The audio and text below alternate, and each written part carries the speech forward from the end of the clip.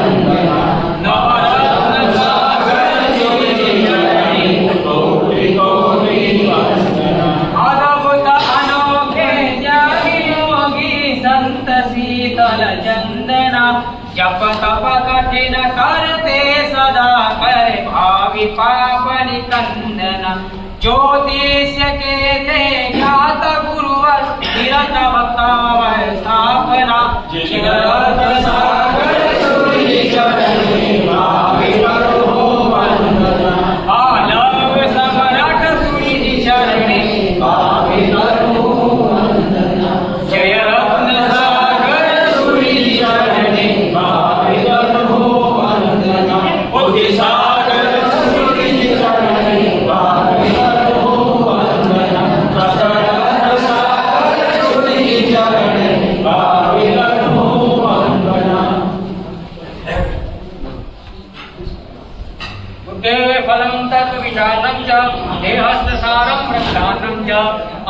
सारम किल पासदानम watch फल विधिकरणराणम अनंत उपकारी वितराग परमात्मा देव के शासन की शोभा बढ़ाते हुए ज्ञानी भगवंत कैसे हम अज्ञान के मार्ग में से ज्ञान का दीपक हम प्रकट करें, इस भावना को भाते हुए ज्ञानी भगवंत फरमा रहे हैं कि हमें मिली हुई इस बुद्धि का फल है तत्वों की विचार न करना।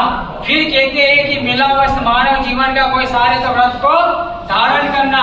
उसके बाद हमें समझाते हैं कि हमें मिली हुई संपत्ति केवल का यदि कोई सदुपयोग करना है तो वो है सुपात्र में दान करना। अब अंतिम और आखिरी बात आपके सामने प्रस्तुत करते हैं और कहते हैं वाचा फला प्रतिकर नराना।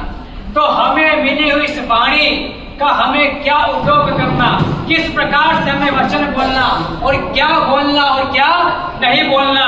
तो ज्ञानी भगवंत ने 4 चीज बताई है, सत्यम ब्रूयात, पित्तम ब्रूयात, हितम ब्रूयात और मितम ब्रूयात। 4 प्रकार के शब्दों की बोल हमारे सामने ज्ञानी भगवंत फरमा रहे हैं कि हमेशा हमें सत्य बोलना, और सत्य भी ऐसा बोलना कि कभी किसी का नुकसान ना हो, कभी किसी को ठेस ना पहुंचे, कभी किसी को तकलीफ ना हो। बोलना तो सत्य बोलना, पर कभी झूठ नहीं बोलना। व्यवहार की भाषा में कहवाता है कि हम अपनी सच्ची माता को भी यूं नहीं कह सकते कि तू मेरे बाप की औरत है, पर व्यवहार में ये नहीं कहवाता। पर जो भी हमें कहना है वो सत्य कहना है। सत्य भी ऐसे कहना है कि सामने वाले को प्रीति उत्पन्न होए। हितकारी वचन बोलना है, मितकारी वचन बोलना है। क्योंकि आज दुनिया में बड़े बड़े भी गड़बड़ हो रही है, जीवन के कारण हो रही है। अगर महाभारत का वो युद्ध हुआ तो द्रौपदी के कारण हुआ। अगर द्रौपदी वहां पर दुर्योधन को नहीं कहती कि अंधा का बेटा अंधा है, तो कहीं महाभारत का युद्ध नहीं होता। हमें मानव जीवन के लिए बहुत शानदार उपयोगी हमें माँ शारदा की ऐसी कृपा वर्षी कि माता रानी ने हमें ये जीवन प्रदान की। अब जीवन का उपयोग हमें क्या करना, क्योंकि एक ही वस्तु से दो चीज बनती है कि उसमें गीत भी बनता है और गाली भी बनता है।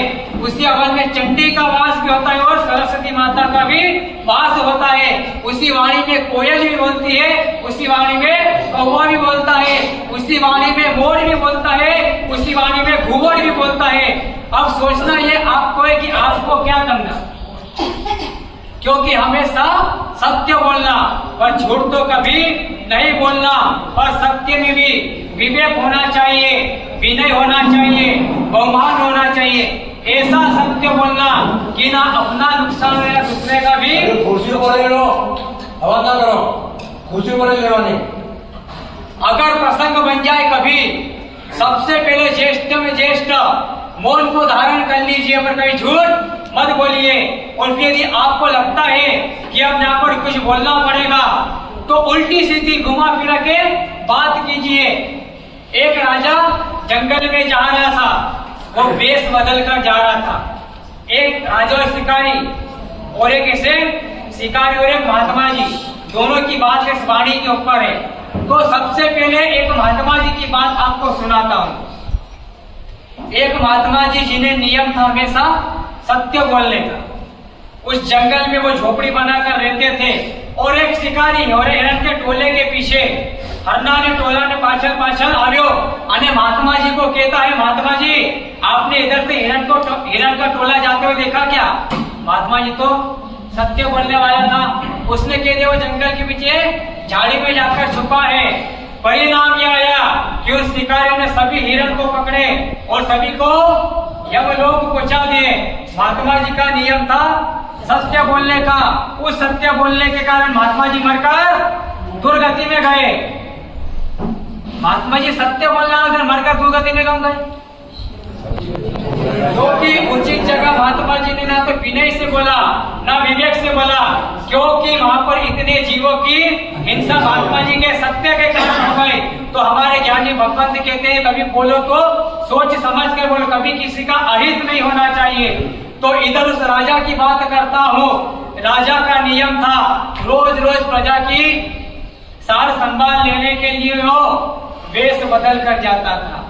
आज ना जाने राजा के मन में आया क्यों ना जंगल का रास्ता भी थोड़ा माप लूं। और राजा जंगल के रास्ते में जा रहा है। रास्ते में एक शिकारी मिला, उससे पूछता है भैया आपने हिरण का टोला देखा क्या? राजा पूछता है मुझसे पूछ रहे हो? अरे मेरा नाम तो अरिदमन है और मैं पास के गांव में रहता हूँ।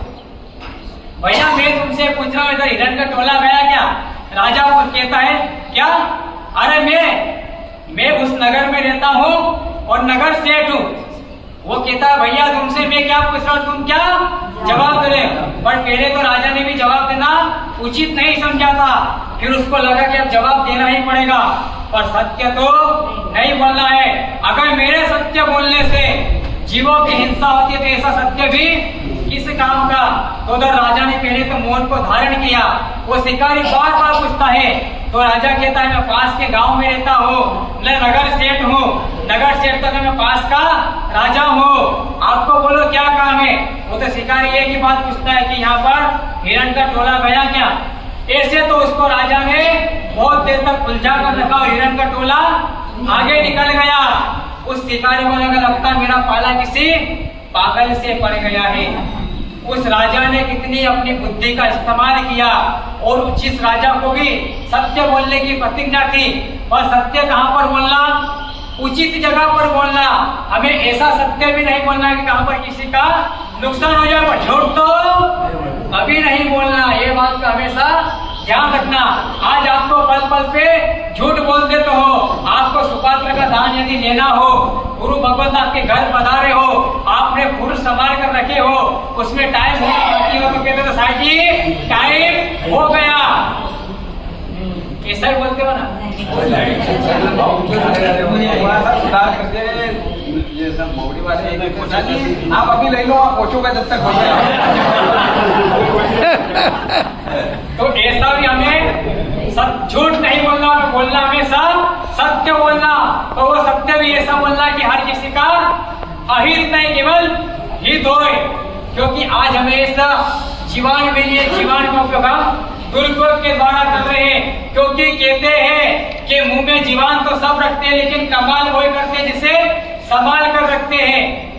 आज बड़े बड़े व्यक्ति भी यदि किसी एक दूसरे से अगर एक तो याद रखना, यदि कुत्ते को भी अगर पहले भगा देंगे तो भग जाएगा, लेकिन प्यार से रोटी का टुकड़ा उसके सामने डालेंगे तो वो हमारे सामने आ जाएगा।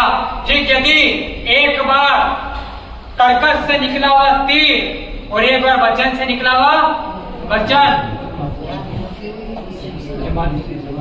से अपनी वाणी से निकला हुआ कटु वचन कभी भी वापस लौट कर नहीं आता। इसलिए हमें यदि बोलना है तो सत्य बोलना, लेकिन सामने वाले का कभी अहित न हो, ऐसा हमें अवश्य करना है। एक राजा को सपना आया, उसने सपने के अंदर अपनी मृत्यु देखी। दूसरे दिन राज ज्योतिषियों को बुलाया। ज्योतिष ने राजा का हाथ देखा और राजा ने अपने सपने के बारे में बोला। वहां पर सभी ज्योतिषी आए थे, पर एक युवान ज्योतिष जल्दी जल्दी में बोल गया कि राजन, आपके सामने आपकी 7 पीढ़ी की मृत्यु देखोगे। अब बात तो उसकी सही थी, पर सत्य कैसे क्या बोलना। राजा गुस्से हो गया, राजा क्रोध में आ गया कि तुम क्या बात कर रहे हो। और जो विद्यमान थे, वृद्ध थे, उनने कहा नहीं राजन, इसका सवाल का उत्तर आपका बराबर नहीं है। कल हम हमारे शास्त्र में देखकर आपको और सही साथ बताएंगे। वो सभी बाहर निकले। उन अनुभवी और वृद्ध ज्योतिष ने कहा, भैया तुझे बीच में बोलने का किसने कहा था? हमें भी पता है कि राजा ने जो सपना देखा है उसके सामने उसकी 7 पीढ़ी की मृत्यु होगी, पर भैया जरा वो तो मैं था जो संभाल लिया। अब कल मैं बोलूंगा, तुम सब चुप रहना। दूसरे दिन राजा के दरबार में पहुंचे और कहा, बोलो मेरे सपने का क्या फल है। तब वो कहता है, राजन आप महा पुण्यशाली हो, भाग्यशाली हो, भैया मक्खन मत लगा, जो भी है सीधी बात कर। आपके सामने आपकी 7 पीढ़ी को राज्य करते हुए देखो। अंतर दोनों में क्या है? एक ने कहा आप आपके सामने 7 पीढ़ी की मृत्यु देखोगे, और उसी ने कहा कि आपके सामने 7 पीढ़ी को राज्य करते देखेंगे। फक्त बोलने का अंतर है। ऐसा कि ऐसा एक व्यक्ति रत्न कंबल लेकर बादशाह के दरबार में पहुंचा। बादशाह ने पूछा, कितनी तुम्हारे पास कितनी लंबी चौड़ी है? तो उसने कहा, इसमें तुम्हारे बाप की और तुम्हारे बाप दादा की भी कब्र ढक जाए, इतनी बड़ी ये रत्न कंबल है। उसने कहा था सही, पर अनुचित जगह बोला, अनुचित शब्द में बोला। इसलिए क्या अनुचित शब्द बोले? बोलो, क्या अनुचित शब्द बोले? सब बन जाएंगे। नहीं, मरेला निज कबर हो में अनुचित शब्द तो बोले। मैंने अनुचित शब्द में एक बोलिया कि તમારા પિતાની આ તો જીવિત છે, શું કીધું? કોની કબર ઢકાઈ જશે? તમારા પિતાની, તમારા દાદાની, પિતા દાદાની તો ખબર પડે, પણ તમારી ખબર પણ ઢકાઈ જાય એવો। तो ऐसा हमें बोलना, लेकिन बोलना क्या? सत्य वचन। दूसरा आता है हितकारी वचन। सामने वाले व्यक्ति से हिल मिलकर प्रेम पूर्वक और बड़े ही स्नेह अपनत्व से बोला गया वचन हितकारी। और फिर कहते हैं मितकारी के नफा हुआ तुला हो वचन बोलने का। वचन में भी कभी बाहर नहीं आने का, और सामने वाले को कभी ठेस पहुंचे ऐसा वचन कभी नहीं बोलना। और फिर कहते हैं कि मीठा बोलो और मधुरा बोलो, क्योंकि झरने को छोटा रहकर सागर बनना, झरने को बड़ा होकर सागर बनना पसंद नहीं, और छोटा बनकर झरना रहने में उसे आनंद है। क्योंकि अभी छोटा है तो मीठा मीठा जल लोगों को पिला रहा है, लेकिन वही झरना यदि बड़ा हो जाएगा तो समुद्र की लहरें खारा सजाएगी, इसका पानी कौन पिएगा? इसलिए हमारे ज्ञानी भगवंत कहते हैं मिली हुई इस वाणी का यदि हमें सदुपयोग करना है तो हमेशा हितकारी, मितकारी और प्रीतकारी वचन बोलकर ही हमें हमारे जीवन का उद्धार करना चाहिए, क्योंकि वाणी है साफ। वाणी के द्वारा ही बड़े बड़े इस देश में युद्ध हुए हैं। अगर हमें सही साथ बोलना आ जाए तो कभी भी हमारा जीवन नहीं बिगड़े। आज हम हमारे जीवन को बिगाड़ रहे हैं, उसके कारण ये शब्दों की भरमार है। शब्द के मारे इतने खतरनाक है। एक छोटी सी बात कहकर ये वाणी आपको पूरी करता हूँ। एक ब्राह्मण था, उसे उसकी 4 लड़की थी और उसको अपनी लड़की के हाथ पीले करना था, अपने पुत्रियों का विवाह करना था। पर दरिद्र के कारण उसने सोचा विवाह क्या करूं। उसने कहा दरिद्र रहने से तो जीवन लीला समाप्त करना अच्छा, लड़कियों का जो होना होगा हो जाए। और अपने भाग्य के भरोसे मरने के लिए निकला जंगल में, और सामने से जंगल का राजा आ गया। जंगल का राजा किसे कहते हैं? अभी 3 दिन पहले गिरिराज पर भी जंगल का राजा आया है। याद रखना, जंगल का राजा गिरिराज के ऊपर 8 तो शेर है, 4 दिपड़े हैं, 2 वरु है और 2 बाघ है। इन सबके माथे में चीप लगी हुई है। मैंने खुद ने भी 3 बार, 1 बार दिपड़ा और 2 बार शेर मैंने भी देखा है। भगे नहीं थे वहां, मैं भगा नहीं था। मैं सुबह अंधेरे में 5:30 बजे देखा, वो मेरे पास से निकला है दिपड़ा। तो याद रखना, 1 बार शेर आपको छोड़ देगा पर दिपड़ा कभी नहीं छोड़ता है। तो वो सामने से शेर आया और ब्राह्मण पहले पीछे हट गया, पर उसने सोचा जब मरने के लिए ही निकला हो तो शेर के सामने पहुंच गया। शेर के मन में वो ये किस मिट्टी का बना है। शेर कहता क्यों रे, मुझे देखकर अच्छा वो ठंडी के दिन में भी पसीना आ जाता है और तू मेरे सामने आ रहा है। तब उसने कहा महाराज घर से निश्चित करके निकला हूं कि अब तो मुझे मरना है। तो शेर कहता है तेरी इस दर्द सत्ता से जा, मैं तुझे अभयदान देता हूं, तुझे कभी नहीं मारूंगा। पर मरना क्यों चाहता है? महामूल्यवान तुझे ये मानव का जीवन मिला है और अपने आत्महत्या करना चाहता है। तब उसने कहा महात्मा राजन वनराज, मैं बहुत दरिद्र व्यक्ति हूँ, अपनी बेटी के हाथ पीले करना है। तब शेर राजा कहता है हाँ मेरे पास, और अपनी गुफा में ले गया। उसने बरसों पहले ना जाने नगर सेठ को, राजकुमार को मारकर जो धन एकत्रित किया था वो सब उसे दे दिया और कहा कि जाओ और अपनी बेटियों का ठाट बाट से विवाह कर। अब विवाह नक्की हो गया, विवाह का दिन भी आ गया। इधर ब्राह्मण सोचता है जिसकी कृपा से ये मैं धन संपत्ति पाया हूँ, क्यों ना उसे मैं अपने यहाँ बुलाऊं। अब वो पूछा पत्रिका लेकर शेर के पास कि राजन आपने मेरे ऊपर कृपा करी है तो आपको मेरे यहाँ पर तो पधारना पड़ेगा। शेर कहता पागल हो गया क्या? उसने कहा आप पधारिए, मैं सबको सूचना कर दूंगा कि आज हमारे यहाँ पर जंगल के राजा आने वाले हैं। और ऐसा ही हुआ, जल्दी जल्दी में वो घर परिवार वालों को कहना भूल गया कि अपने यहाँ पर राजा आने वाले हैं। और जैसे इधर विवाह का समय हुआ और जंगल का राजा तो धारता हुआ मंडप पर आया और सब भागने लगे। और तभी उस ब्राह्मण के मुंह से शब्द निकल गए, डरो मत, ये इतना अपना घर के पाले हुए कुत्ते जैसा है। उस टाइम शेर को बहुत लग गया।